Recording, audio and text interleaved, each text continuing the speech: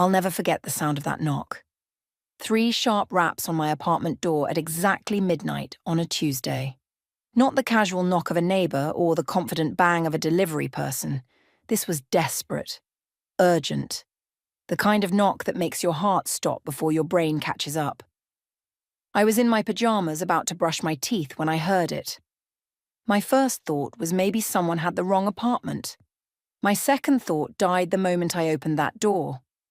Claire stood in my hallway swaying like she might collapse any second. But it wasn't just that she was there unannounced at midnight. It was her face. Her left eye was swollen shut, the skin around it a deep purple that was already turning black. Her bottom lip was split and crusted with dried blood. But the worst part, the part that made my stomach drop to my feet, were the bruises on her neck. Dark, fingerprint-shaped marks wrapped around her throat like some horrible necklace, showing exactly where someone's hands had been, where someone had squeezed. "Amber," she whispered, and her voice was so broken, so small. Then her knees gave out. I caught her before she hit the ground, pulled her inside, slammed the door shut. My hands were shaking as I guided her to my couch. She was trembling all over, making these tiny gasping sounds like she couldn't quite remember how to breathe properly. Who did this? I already knew. I'd known for months that something was wrong, but Claire had been so good at hiding it, at making excuses. "Claire, who did this to you?" she just cried. Deep, horrible sobs that shook her whole body. Let me back up. Let me tell you how we got here. Because this didn't happen overnight. Nothing this terrible ever does. Claire and I are twins. Identical. 28 years old, born 7 minutes apart, which I never let her forget because those 7 minutes make me the older sister. Growing up, people couldn't tell us apart. Even our Aunt Patricia, who raised us after our parents died in a car crash when we were 12, would sometimes call me by Claire's name and vice versa, but we were different where it counted. I was always the loud one, the fighter, the girl who got detention for punching Tommy Richards in 8th grade after he pulled Claire's hair. Claire was softer, kinder. She saw the good in everyone, believed people could change, wanted to help and fix and heal. I became a kickboxing instructor. She became a kindergarten teacher. Perfect, right? Each of us doing exactly what fit our personalities. Then, 4 years ago, Claire met Brandon Morrison at some charity event her school hosted. He was 32, successful, came from money. Real estate developer with a nice smile and perfect manners. He donated a huge amount to the school and asked Claire out the same day. I met him at their 3rd date. Claire brought him to family dinner at Aunt Patricia's house, and I knew immediately something was off. I couldn't put my finger on it exactly. He said all the right things, complimented Aunt Patricia's cooking, asked me about my gym.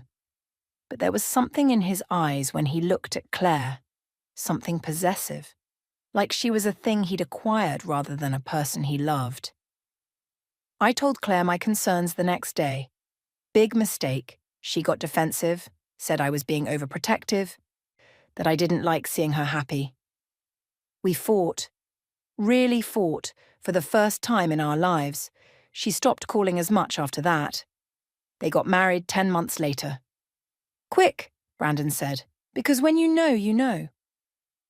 The wedding was beautiful and expensive and felt wrong to me the entire time. I was maid of honor, stood right next to my sister, and watched her marry a man who had somehow, in less than a year, convinced her to quit her teaching job, move to his house in the suburbs, and cut back on unnecessary commitments, like our weekly sister lunches. After the wedding, I saw less and less of Claire. Phone calls became shorter. Visits stopped happening. There were always excuses.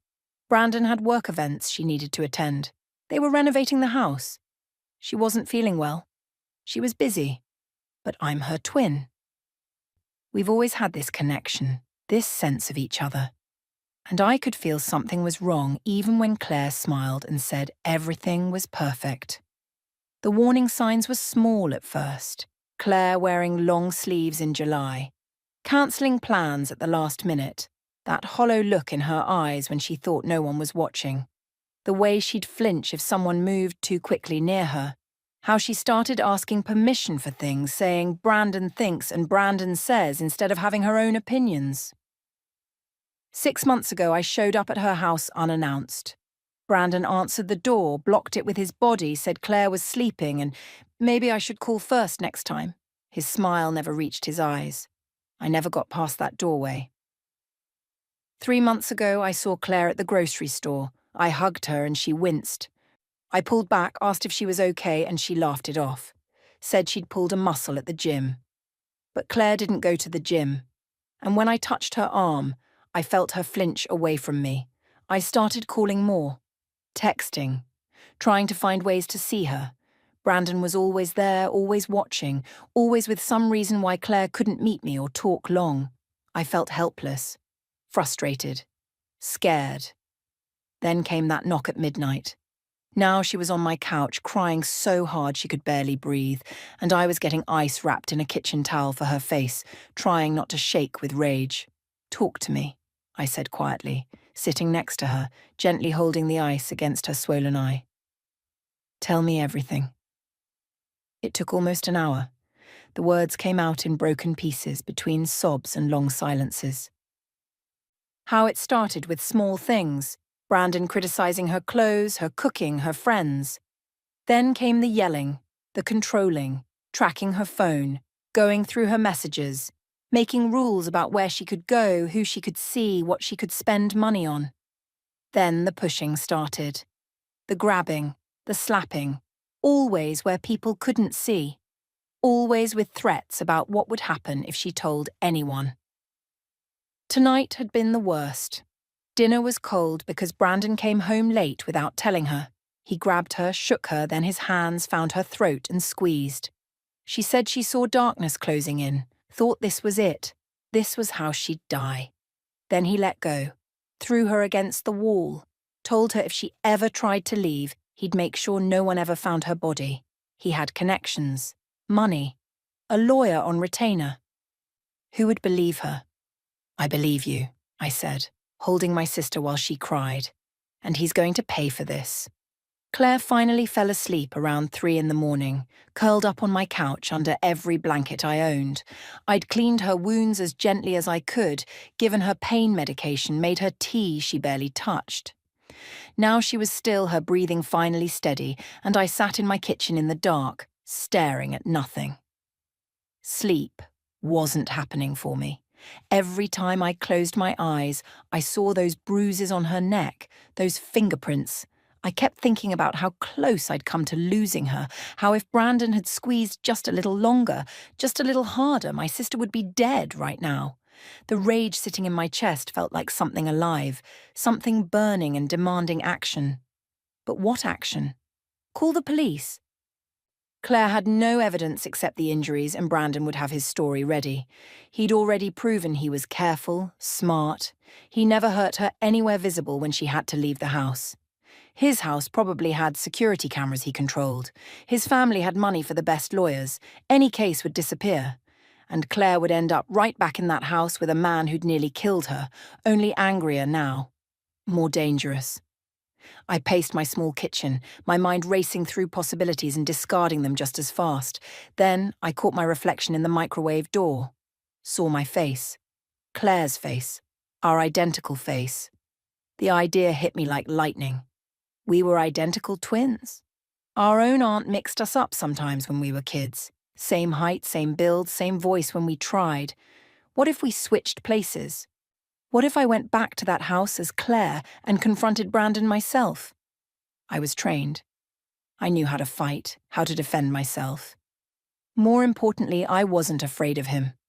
Let him try to put his hands on me. Let him try to control me.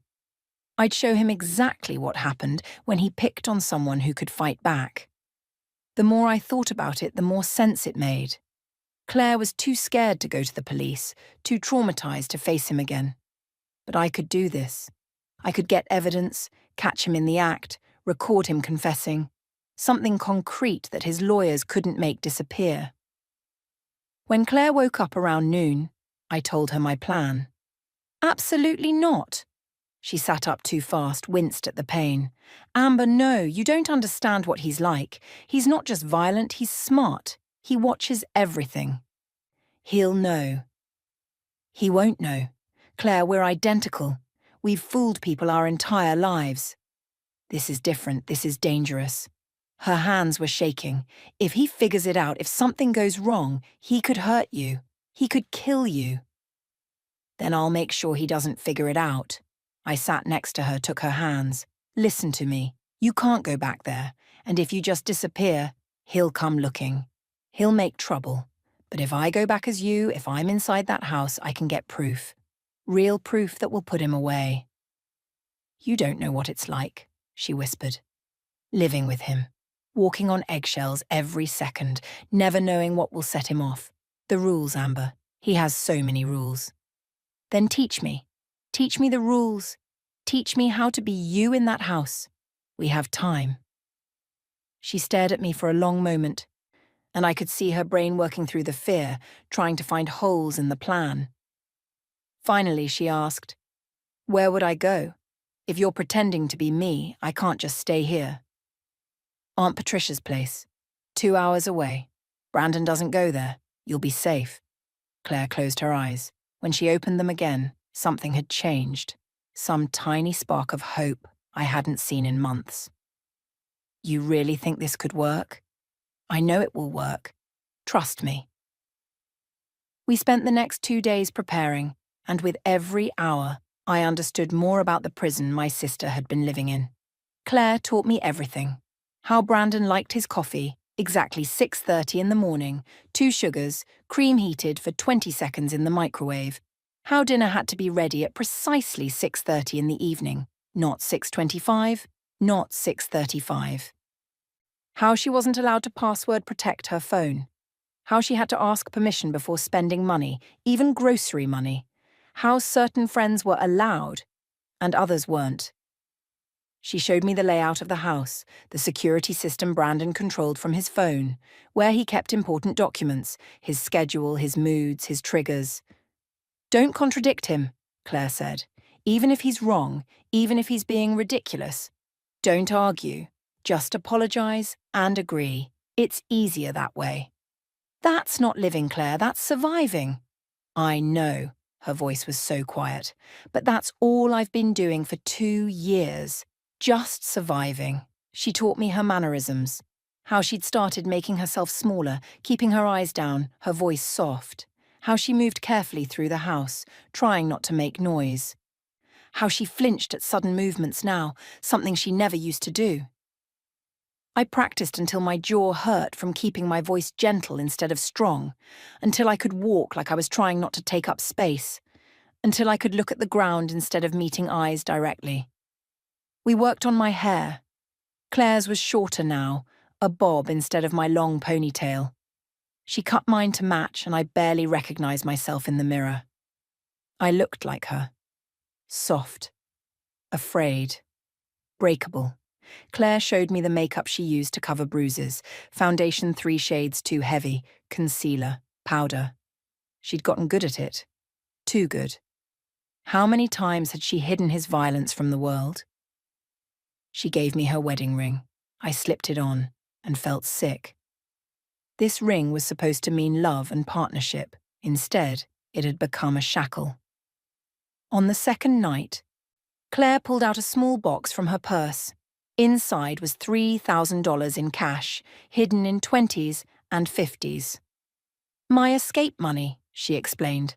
I've been saving for 8 months, taking $20 here and there from grocery money. Brandon never checks receipts that carefully. I was going to run. I just never found the courage. You found the courage to come to me, I said. That took everything you had. The morning I was supposed to go back, I drove Claire to Aunt Patricia's house first. Our aunt didn't ask many questions, just pulled Claire into a tight hug and promised to keep her safe. The relief on Claire's face when she realized she didn't have to go back to that house almost broke me. Now I was alone in Claire's car, driving toward the Morrison house. My hands gripped the steering wheel tight enough to hurt. In the driveway, I could see Brandon's black Mercedes. He was home early. I took a deep breath, checked my face in the mirror one more time. Soft expression, scared eyes, submissive posture. Let's see how you like fighting someone who fights back, I thought. Then I got out of the car and walked toward the front door of my sister's prison. The house was freezing, not temperature-wise, but in feeling. Everything looked perfect, like a magazine spread, cream-coloured walls, expensive furniture, fresh flowers on the entry table. But there was no warmth, no personality, no life. I set my purse down carefully where Claire said it belonged. On the bench by the door, not the table. Rules, everything was rules here. I could hear Brandon's voice coming from his home office down the hall. He was on a phone call, laughing about something. The sound made my skin crawl. This was the same voice that had threatened my sister, the same mouth that had told her he'd make her body disappear. I moved through the house quietly, taking everything in. The living room looked like a showroom, white couch that probably wasn't comfortable, glass coffee table without a single fingerprint, everything positioned just so. In the kitchen, the counters were completely clear, not a dish out of place, not an appliance visible. Claire had told me Brandon hated clutter, but this was extreme. I found the bedroom upstairs. The closet told me everything I needed to know about this marriage. Brandon's clothes took up 3/4 of the space. Expensive suits, dozens of shirts still in dry cleaning plastic, rows of shoes. Claire's things were crammed into one small corner, a few dresses, some jeans, basics. Like she was a guest in her own home. The bathroom was the same. His cologne, his shaving supplies, his products dominating the counter. Her makeup bag tucked away in a drawer. I heard footsteps on the stairs and my whole body tensed. Training kicked in automatically. Assess the threat, find exits, prepare to defend. But I forced myself to relax, to remember I was supposed to be Claire. Scared Claire. Submissive Claire. Brandon appeared in the doorway and I got my first real look at the man who'd been torturing my sister. He was tall, maybe 6'2", well-built, like he spent time at the gym. Dark hair styled perfectly, expensive watch, button-down shirt with the sleeves rolled up. Handsome in that polished, too-perfect way. The kind of man who looked like he had his life together. But his eyes, cold, calculating. Studying me. "You're home early," he said. Not a question, a statement with an edge to it. Already testing. I kept my eyes down like Claire taught me. "I'm sorry. Should I have stayed out longer?" "Where were you?" "Grocery store. Getting things for dinner." I'd memorized this. Claire had gone shopping yesterday before coming to my apartment. The groceries were still in my fridge, but Brandon wouldn't know that. He stared at me for a long moment. I could feel his gaze like something physical, searching for anything wrong or out of place. My heart was pounding, but I kept my face neutral, scared but trying to please. That's what he expected. "Fine," he finally said. "I have more calls. Dinner at 6:30. "Of course. What would you like?" "Figure it out. That's your job, isn't it?" He walked away. And I heard his office door close. I let out a breath I didn't know I was holding. First test passed. The afternoon crawled by. I made dinner, constantly checking the clock. Chicken, roasted vegetables, rice. Simple. Claire said Brandon hated anything too complicated or exotic. I set the table exactly how she'd shown me. Fork on the left, knife and spoon on the right, water glass at 1 o'clock position. At 6:25, I heard his office door open. My stomach twisted. He walked into the dining room at exactly 6:30, looked at the table, looked at me. "It smells bland," he said, sitting down. "I'm sorry. I can add more seasoning. Don't bother. I'll eat it." He took a bite and I watched his face carefully. He chewed slowly, deliberately. "It's dry. I'm sorry. You always apologize, but nothing changes." His voice was so casual, like he was commenting on the weather. "Why is that, Claire?" "I'll do better. I promise." He ate in silence for a while and I barely touched my food. My appetite was gone. Every nerve in my body was screaming at me that I was in danger, sitting across from a predator. "You're moving differently today," he said suddenly. "Your posture is different." My blood went cold. "I don't know what you mean." "You seem tense, nervous, more than usual." He set down his fork, leaned back in his chair. "Something you want to tell me?" "No, I'm just tired." "Tired." He said it like he didn't believe me. "Did you talk to anyone today? Your sister, maybe?" "No, just the store." "That's good, because you remember what I said about your family. They don't respect our marriage. They try to turn you against me. It's better if you limit contact." I wanted to launch across this table, wanted to show him exactly what I thought of his rules and his control. But I swallowed it down, nodded, apologized again. After dinner, I cleaned up while he watched television. Every movement felt watched, judged. When I finished, I sat on the opposite end of the couch, trying to stay small and unnoticed. Around 9, Brandon turned off the TV. "I'm going to bed, don't stay up too late." Don't stay up too late. Like I was a child who needed a bedtime. I nodded, waited until I heard him go upstairs. I sat in that cold, perfect living room and thought about my sister living like this for years, every day walking on eggshells, every moment afraid. No wonder she'd looked so hollow. My phone buzzed in my pocket. A text from Claire from Aunt Patricia's number.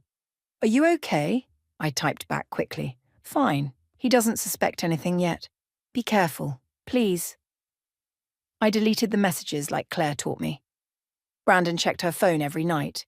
Couldn't leave evidence. Around 10, I went upstairs. Brandon was already in bed reading something on his tablet. I went to the bathroom, changed into pajamas, came back out. That's when he grabbed my arm, his hand clamped around my wrist hard, yanking me toward the bed. I stumbled, my training screaming at me to counter, to break his grip, to defend myself. "I saw you texting," he said quietly. His grip tightened. "Who was it?" "Just Aunt Patricia. She wanted to check in." "I told you to limit contact with your family." His fingers dug in harder. I could feel bruises forming. "Do you think I'm stupid? Do you think I don't notice when you disobey me?" "I'm sorry." She just sent a quick message. I didn't want to be rude. He pulled me closer and I could smell the toothpaste on his breath. "You think you're clever, but I know everything that happens in this house. I know every lie you tell." He squeezed harder and I bit my lip to keep from reacting. "You belong to me. This house, your phone, your life, all of it belongs to me. Don't forget that." Then he let go, pushed me away slightly. "Go to sleep." I climbed into bed, my arm throbbing. In the darkness, I touched the bruises already forming and thought about Claire enduring this, not just once, not just tonight, but over and over for 2 years. Not much longer, I promised silently. Just a little more time. The next week was a masterclass in psychological torture. Brandon didn't just control Claire's life, he orchestrated it. Every detail, every moment, every breath had to meet his standards. I learned his patterns. Good days where he was almost charming, bringing home expensive gifts I didn't want. Flowers, jewelry, a new purse. Each gift felt like chains disguised as affection. He'd present them with this smile that expected gratitude, praise, acknowledgement of how lucky I was to have him. Then the bad days. Those came without warning.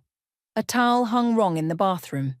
Taking 30 seconds too long to answer when he called my name. Looking at my phone during breakfast. Each minor infraction resulted in punishment. Sometimes verbal, his voice dripping with contempt as he listed my failures. Sometimes physical, a shove. A grab hard enough to leave marks. Once he twisted my arm behind my back until tears came to my eyes, all because I'd bought the wrong brand of coffee. But I was documenting everything. Claire had bought a camera pen months ago, too afraid to actually use it. I wasn't afraid. I recorded his tirades, his threats, the casual cruelty he displayed when he thought no one was watching. On day 3, I found what I was looking for. The locked drawer in his nightstand. It took me 2 hours of searching while he was at work to locate where he'd hidden the key, inside a book on the shelf, hollowed out. Amateur move for someone who thought he was so clever. Inside the drawer was a folder with Claire's name on it. My hands shook as I opened it. Screenshots of text messages, GPS tracking data showing everywhere Claire had gone for the past year. Notes about her activities, who she talked to, how long she was gone. He'd been surveilling his own wife like she was a criminal suspect, like she was his property to monitor and control. There were bank statements too. Claire's name was on the accounts, but she had no access. Every purchase tracked, every dollar accounted for. I found the receipts for the groceries where she'd been skimming $20 at a time. He'd highlighted them, written question marks. He knew. He'd known she was hiding money and was probably waiting for the right moment to confront her about it. I photographed everything with the camera pen. Every page, every document, every piece of evidence that showed the depth of his control. Underneath the folder, I found something worse. A handwritten letter, never sent, in Brandon's writing. It was addressed to Claire's principal at her old school. In it, he'd fabricated concerns about Claire's mental health, her reliability, her fitness to work with children. He'd never sent it, but the threat was clear.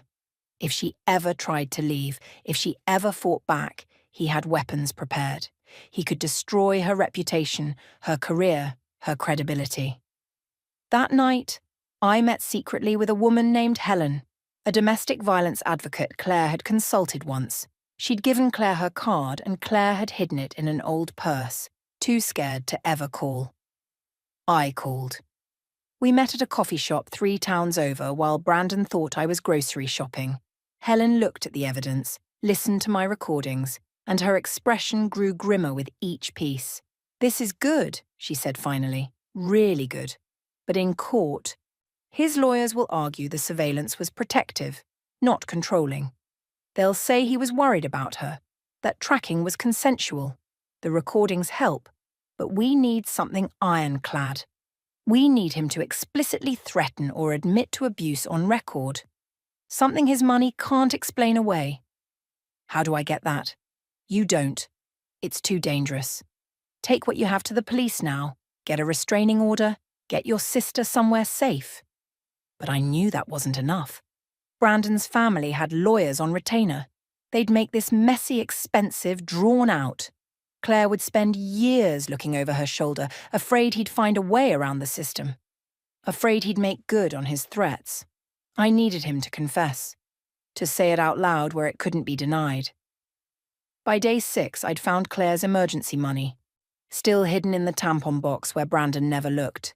$3,000 that represented months of tiny rebellions. Little acts of hope that maybe someday she could escape. It broke something in me to realize she'd been planning to run but never found the strength. The patterns continued, Brandon's mood swings, his rules, his constant surveillance.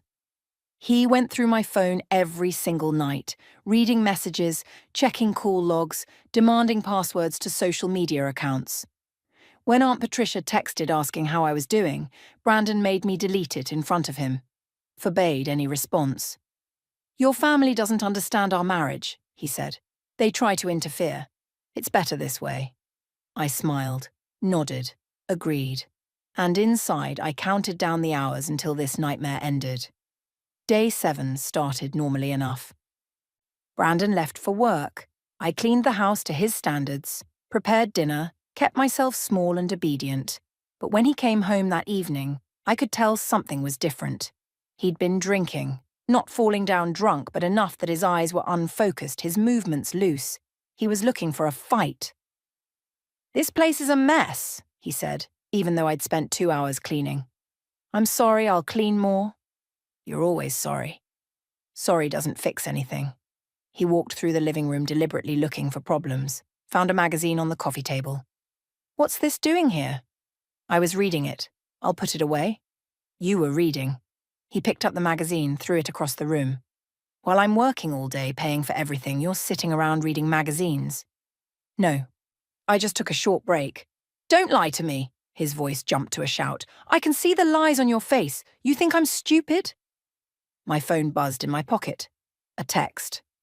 Brandon's head snapped toward the sound. Give me your phone. Brandon, it's probably just... Give it to me, now. I handed it over, my heart racing. He looked at the screen, his face transformed into something ugly. Your sister. You've been talking to your sister. His hand shot out before I could react, grabbing my phone and throwing it against the wall. It shattered. I told you no contact. I told you. She just sent a message. I haven't responded. You're lying. You've been lying this whole time. He moved toward me and every instinct screamed danger. Who are you really talking to? What are you planning? Nothing, I promise. Nothing. His hand came up and connected with my face, a hard, vicious slap that snapped my head to the side. Pain exploded across my cheek. I tasted blood from my split lip. But something happened. Something he didn't expect. I didn't crumple, didn't cry, didn't apologize. I slowly turned my head back to face him. My eyes weren't Claire's frightened ones. They were mine. Cold, furious, done. Wrong twin, I said quietly. Brandon's confusion lasted exactly 1 second, then rage replaced it, and his hand came up for another strike. But this time, I was ready. I blocked his arm, trapped his wrist, and used his own momentum against him. Years of training took over. I stepped into his space, hooked my leg behind his, and flipped him. His back hit the hardwood floor with a sound that knocked the air from his lungs. Before he could recover, I dropped down, knee pressed hard against his chest, pinning him. My phone was out, recording, positioned so the camera caught both our faces. Say it, I commanded. My voice was nothing like Claire's, nothing soft or scared. Say what you've been doing to my sister. Say how you've been hitting her, controlling her, threatening her. Say it all. Now. Brandon's eyes went wide. He tried to buck me off, but I pressed down harder, using my weight and position. He was stronger, but I knew leverage. I knew technique. Get off me, he thrashed, his face turning red. You crazy. Get off. Say it. Admit what you did to Claire. I don't know what you're talking about. But his eyes told a different story. He knew exactly what I meant. Where's my wife? What did you do with Claire? She's safe. Somewhere you'll never touch her again. Now talk. Tell me why you hurt her. Tell me what you did. He stopped struggling for a moment, and I watched his brain work. Calculating. He was always calculating. This is insane. You're assaulting me in my own home. I could have you arrested. Really? You want to call the police? Please do. I'd love to show them the folder in your nightstand. All that surveillance data, the tracking, the control, every text message you monitored, every place you followed her. That's stalking, Brandon. That's illegal. His face went pale.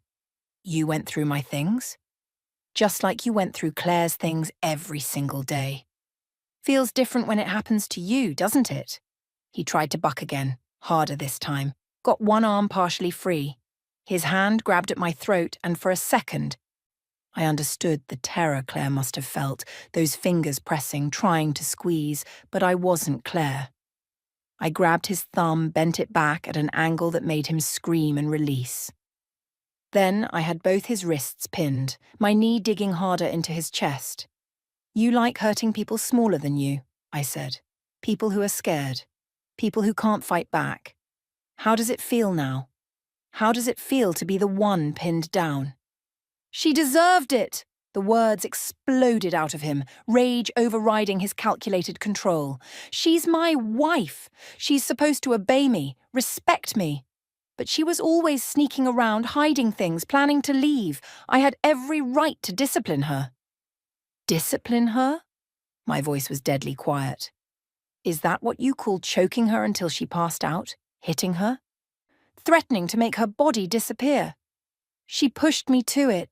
If she'd just listened, if she'd just done what she was supposed to do, none of this would have happened. I gave her everything. A beautiful home, money, status. And how did she repay me? By being ungrateful, by talking to her family behind my back, by being a human being. I cut him off. By wanting basic freedom, basic respect. You can't prove anything. His voice changed, became calculated again, even pinned beneath me. Even if you recorded this, which I'm sure you did, my lawyers will tear it apart. I was attacked in my own home. I said whatever I had to say to get you off me. It's coercion. It won't hold up. You really think you're that smart, don't you? I know I am. And when I get up from here, you and your sister are both going to regret. The front door burst open. Police officers flooded in, 3 of them, followed by Helen, the domestic violence advocate. They moved quickly, professionally surrounding us. "Mom, step back, please," one officer said to me. I stood, moved away, my legs shaking now that the adrenaline was fading. Brandon started to get up, already shifting into his charming mode, his public face. "Officers, thank God you're here. This woman broke into my home and attacked me. I want to press charges immediately. She's dangerous, clearly unstable." "Brandon Morrison?" The lead officer cut him off. "Yes, and I'm telling you. You're under arrest for domestic violence, assault, unlawful imprisonment, stalking, and terroristic threats." The officer pulled out handcuffs. "You have the right to remain silent." Brandon's face went from charming to furious in an instant.